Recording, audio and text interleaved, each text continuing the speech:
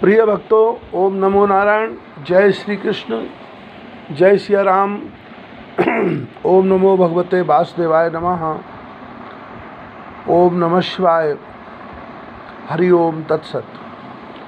आज आपको इस प्रवचन में एक ऐसी कथा सुनाते हैं, सच्ची कथा सुनाते हैं, जिससे आप ये समझ जाएंगे कि भगवान अपने भक्त की कितनी रक्षा करते हैं। भगवान कृष्ण गीता में कहते हैं कि योगक्षेमम बाह्यम, मैं अपने भक्त के योगक्षेम की चिंता कर लेता हूँ। रामचरितमानस में रामचंद्र जी महाराज कहते हैं कि करऊँ सदा तिनकी रखवारी, जिम बालक राखें महतारी। कोट विप्र बदला गए जाऊ, आवा शरण तजो नहीं ताऊ। सन्मुख होए जीव मोय जबहि, जन्म कोट अग्नाश तबहि। मम दर्शन फल परम अनूपा, जीव पाए निज सहज स्वरूपा। तो ये जो चौपाइयाँ हैं ये स्पष्ट करती है कि जो भगवान की शरणागति आ जाता है उसकी सारी चिंता भगवान स्वयं कर लेते हैं। घटना भारत के एक गांव की है। एक गरीब बुढ़िया एक गांव में रहती थी और अति गरीब थी। घरों में झाड़ू पोंछा लगाना, कपड़े धोना, बर्तन धोना, इस तरह से अपना पेट भरती थी, किंतु भगवान श्री कृष्ण की परम भक्त थी। भगवान की दोनों समय पूजा करती। भगवान को जो भी रूखा सूखा होता वो भोजन उनके सामने रख देती और अपनी गरीबी में से जो उसको पैसा बर्तन धोने से, कपड़े धोने से, झाड़ू लगाने से मिलता, उसी पैसे में से भगवान को मालाएं पहनाया करती थी। एक दिन भगवान से बातें किया करती थी, बड़बड़ाती रहती थी रात में, क्योंकि कोई था तो नहीं, अकेली थी, झोंपड़ी बना के रहती थी गांव में। एक दिन भगवान कृष्ण उसके स्वप्न में आए और भगवान ने उसको कहा कि माता, तुम सुबह ये गांव छोड़ दो। ये गांव जो है वो इसमें महाप्रलय आने वाली है, ये जलमग्न होने वाला है, ये सारा गांव डूब जाएगा।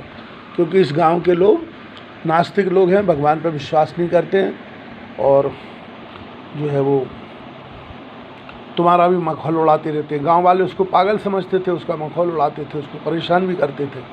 तो भगवान का कोप उस गांव पर होने वाला था। बुढ़िया ने एक बैलगाड़ी वाले को बुलाया, वो भी भगवान का भक्त था, भगवान कृष्ण का भक्त था। उसको कहा, भैया तुम मेरा सामान भरवाओ और किसी दूसरे गांव में मुझे ले चलो, ये गांव जलमग्न होने वाला है।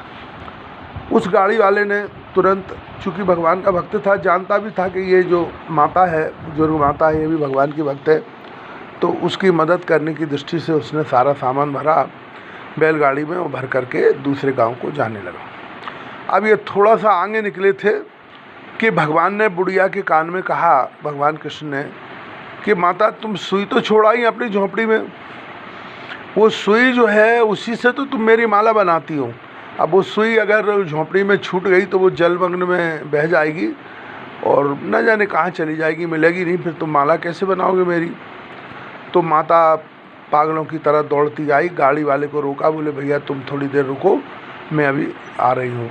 झोंपड़ी में गई, उसने जल्दी जल्दी से वो धागा और माला ढूंढी और लेकर के बैलगाड़ी पे पहुँच गए। जैसे ही वो बैलगाड़ी पे पहुँची और उसने बैलगाड़ी वाले को कहा कि भैया जल्दी से चलाओ गाड़ी, और अब ये गांव जलमग्न होने वाला है और अपने को इस गांव की सीमा के पार चले जाना है। बस जैसे ही कुछ ही घंटों में वे गांव की सीमा के पार पहुंचे, भयंकर बादल फटे और सारा गांव जलमग्न हो गया। सारी झोंपड़ियां डूब गई, सारी मकान डूब गए और सारा गांव नष्ट हो गया। तो ये जो कथा है ये सत्य घटना है। ये कथा ये बताती है कि भगवान कितनी चिंता करते हैं भक्त की। बुढ़िया को बचाना था, उस गाड़ी वाले को बचाना था, इसलिए उनको दोनों को गांव के बाहर भगवान ने निकाल दिया प्रेरित करके। और वो बुढ़िया की हाथ की सुई थी, भक्त के हाथ सुई को लग गई, इसलिए वो सुई इतनी पवित्र हो गई कि जब तक वो सुई जो है वो बुढ़िया की झोंपड़ी में रही, माता की झोंपड़ी में रही, तब तक महाप्रलय नहीं हुआ। और जैसे ही वो माता ने सुई वहाँ से निकाल ली अपनी झोंपड़ी से और निकाल करके वो गांव के पास बाहर पहुँची और गांव सारा नष्ट हो गया।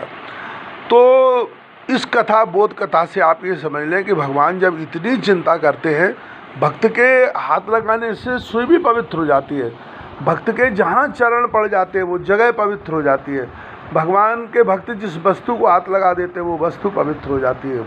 भगवान के भक्त जिस व्यक्ति को आशीर्वाद दे दे उसका कल्याण हो जाता है। तो भगवान कितनी चिंता करते हैं। तो ये बात सत्य हो जाती है इस घटना से। यहाँ भगवान राम जी महाराज कहते हैं कि करऊ सदा तिनकी रखवारी, जिम बालक रखै महतारी। और भगवान कृष्ण कहते हैं योग क्षेमम बाह्म्यम। तो हमारा कहना ये है आप सब भक्त लोगों से कि आप लोग अपने जीवन की चिंता ना करें, एक बार भगवान की शरणागति आ जाए। और यदि शरणागति आ जाते हैं तो भगवान ऐसे पकड़ लेते हैं कि वो कभी छोड़ते ही नहीं हैं। कोट विप्रवद लागय जाऊ, आवा शरण तजो नहीं ताऊ।